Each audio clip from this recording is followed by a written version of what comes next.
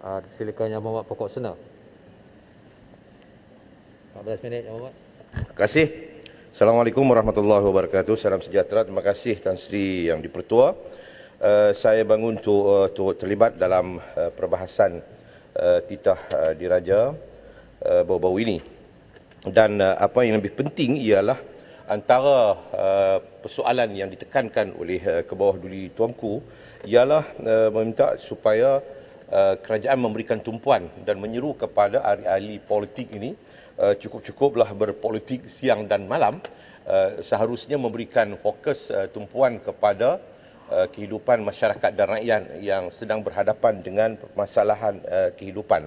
Tapi nampaknya Tan Sri Yang Dipertua, kita lihat isu bermain politik di kalangan ahli-ahli politik dalam kerajaan pada hari ini masih berterusan dan bercekaran, sehingga kita tidak dapat nak kena pasti adakah di kalangan mereka ini betul-betul berada dalam sebuah kerajaan. Kalau di hari pembukaan sidang parlimen, nampak mereka berduduk di kerusi bersimpuh elok, tetapi akhirnya malam di Johor mereka bertokak sesama sendiri, sehingga kita tidak dapat nak mengenal pasti yang mana di kalangan mereka ini daripada sebuah kerajaan. Ada parti daripada dalam kerajaan marang khususnya menyeru rakyat untuk jangan buat kesilapan kerana memangkah UMNO dan Barisan Nasional 60 tahun dah kesilapan ini dilakukan. Ini ayat-ayat bahasa yang digunakan oleh marang ini sejak sebelum menyertai kerajaan. Tapi marang terlupa di waktu di Tanjung Piai, pilihan yang kecil di Tanjung Piai, marang bersama-sama dengan UMNO dan Barisan Nasional menyeru untuk menyokong calon MCA rakan kita. Jadi kita lihat bahawa ini soal permainan politik yang akhirnya mengheret dan menjebakkan rakyat dalam satu kancah tanpa kita dapat membawa keluar masalah kehidupan, beban sara hidup yang dihadapi oleh kerajaan dan juga khususnya oleh rakyat.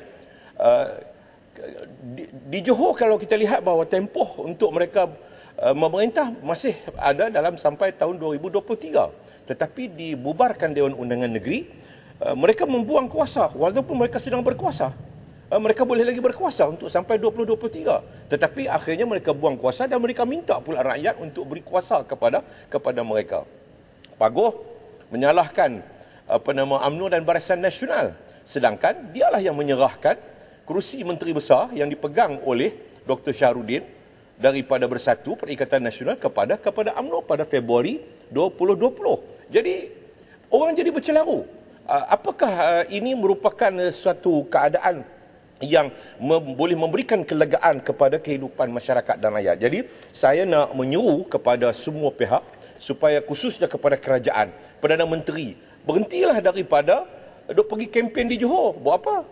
Ini Perdana Menteri macam merestui pilihan raya dibuat di Johor. Sedangkan ini tidak sepatutnya berlaku. Perdana Menteri sepatutnya menasihat Menteri Besar, walaupun dia ada prerogatif yang berasingan, tetapi sewajarnya bagi saya Perdana Menteri menasihat Menteri Besar tidak ubah Dewan Undangan Negeri.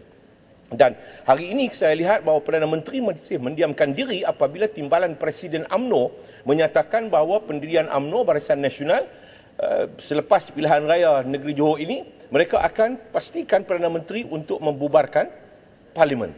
Orang dalam keletihan baru lepas pilihan raya di Johor, tiba-tiba dihadapkan pula dengan pilihan raya umum di seluruh negara kita. Ini suatu yang menyebabkan ketidakkestabilan politik berlaku dalam negara kita, menyebabkan pelabur-pelabur tidak memberikan keyakinan kepada masa depan untuk mereka datang melabur ke negara kita. Jadi saya nak minta pendirian tegas dan jelas daripada Yang Amat Berhormat Perdana Menteri. Apakah pendirian beliau terhadap kenyataan yang dibuat dan pendirian yang dibuat oleh parti beliau sendiri, iaitu UMNO dan Barisan Nasional, yang mau dia untuk menghadap ke bawah Duli Tuanku Yang Di-Pertuan Agong bagi memohon dibubarkan Parlimen. Tetapi apa yang saya nak sebut di sini ialah bahawa sepatutnya kerajaan memberikan penumpuan kepada masalah mengurangkan kos, meringankan kos sara hidup. Perdana Menteri selaku pengurusi jawatan kuasa kuasa sara hidup negara saya nampak tak berjaya untuk memikirkan bagaimana untuk nak meringankan beban sara hidup rakyat. Yang Berhormat Tan Sri Speaker, isu penanam padi, isu penanam padi. Yang Berhormat daripada kawasan Jelapang Padi di Sanglang. Yang Berhormat dan kita semua makan beras murah ni hasil sumbangan Pak Tani. Hasil sumbangan Pak Tani kita dapat harga beras murah. Mereka berdepan dengan beban kos yang meningkat, harga baja yang tak dapat diselesaikan, kenaikan harga baja lebih daripada 35%, kenaikan harga racun hampir 100%, kenaikan harga racun yang tak boleh diselesaikan. Walaupun ada tambahan subsidi RM100 untuk satu ekar, tidak menyelesaikan masalah. Mereka berhadapan dengan tidak berlaku peningkatan pendapatan mereka. Ada yang setengah daripada mereka merosot pendapatan bersih mereka.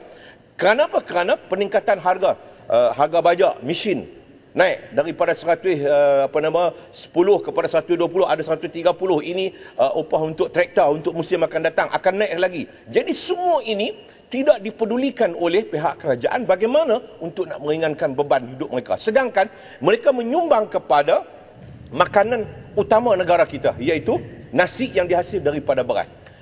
Yang Berhormat Tan Sri, mereka buat beras, mereka tanam padi, kos dah tinggi. Dia jual padi, harga dia berapa? RM1 2 kupang sekilo. RM1 2 kupang sekilo. Dia pergi kedai, beli toge, RM3. Dia beli toge RM3 belah Kampung Salang. Toge RM3 sekilo. Dia nak buat apa? Nak buat goreng toyo.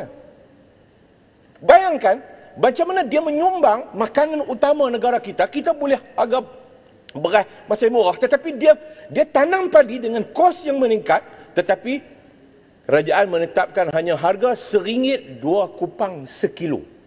Jadi bayangkan bagaimana mereka nak mengharungi kehidupan yang serba menekan kehidupan mereka ini. Jadi sebab itu saya nak minta supaya kerajaan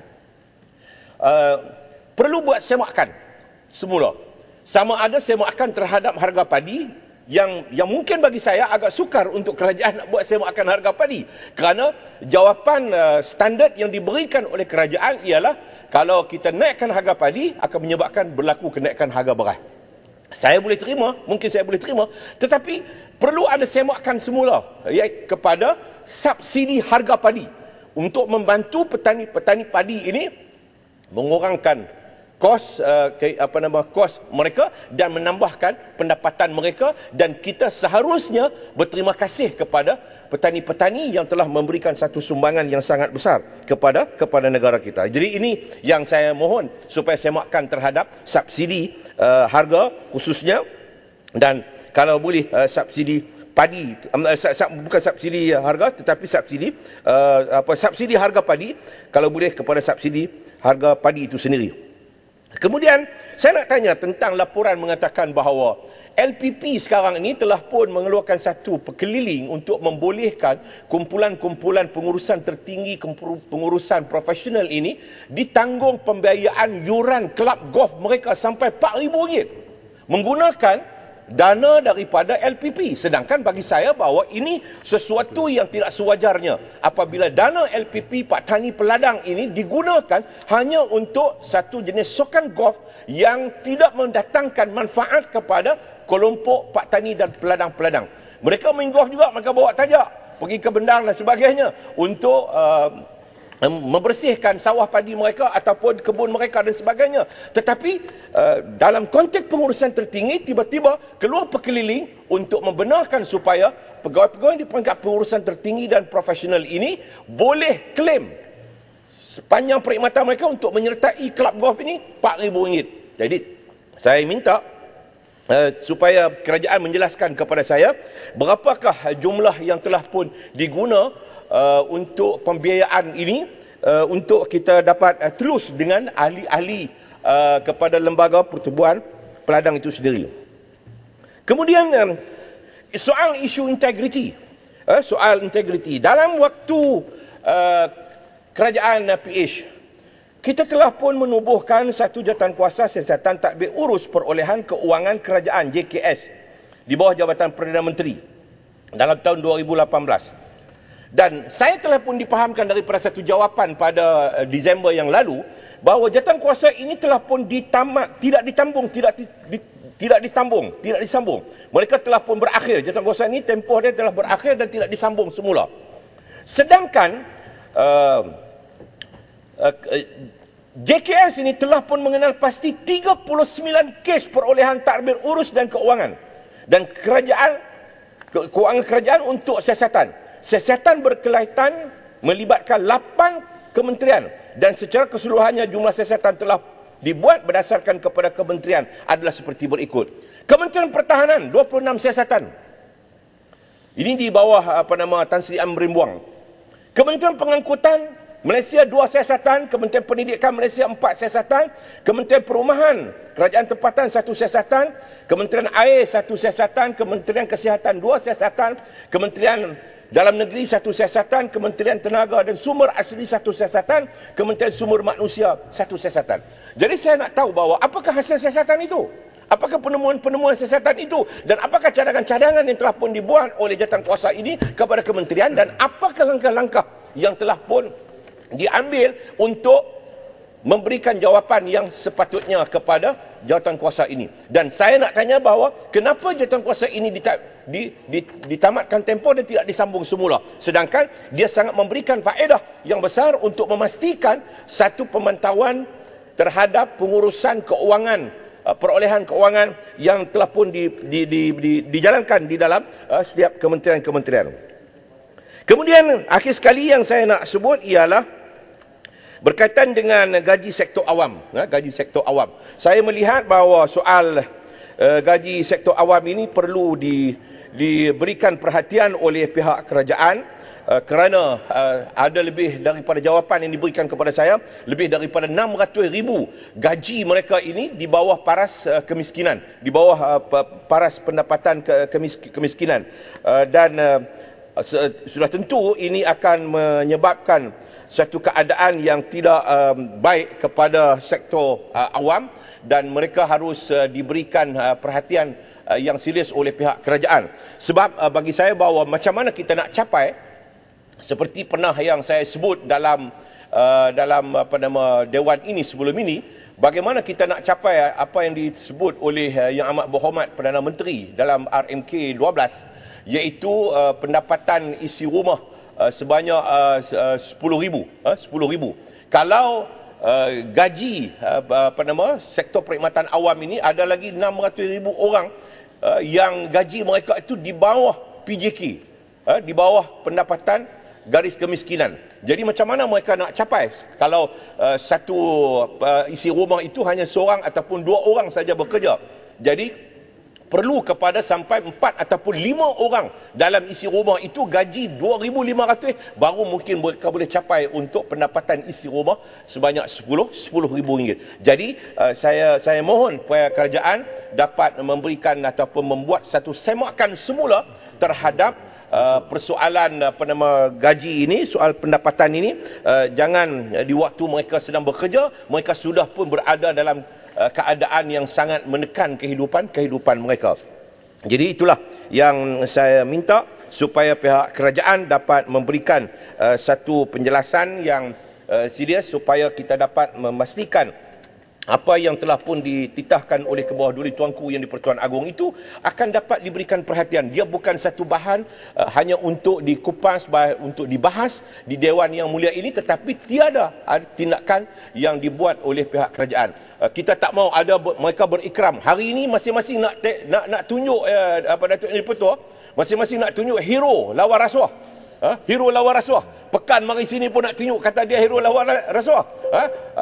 Jadi sedangkan kita tahu mahkamah telah menjatuhkan hukuman kepada dia. Paguh pun minta calon-calon dia di Johor ikrar anti rasuah, sedangkan dia dapat menjadi Perdana Menteri melalui scheme opting. Apakah kita nak nafikan scheme opting ini juga adalah merupakan bukan merupakan rasuah? Maka sudah tentu kita harus akui bahawa scheme opting ini juga adalah sebahagian daripada unsur rasuah. Jadi kadang-kadang rakyat naik muak ikrar nak lawan rasuah, tapi mereka inilah merupakan pelopor kepada rasuah. Paguh merupakan pelopor kepada scheme opting dalam negara kita ini yang akhirnya membawa kucar-kacir politik negara kita sampai pada hari ini. Sekian. Terima kasih. Terima kasih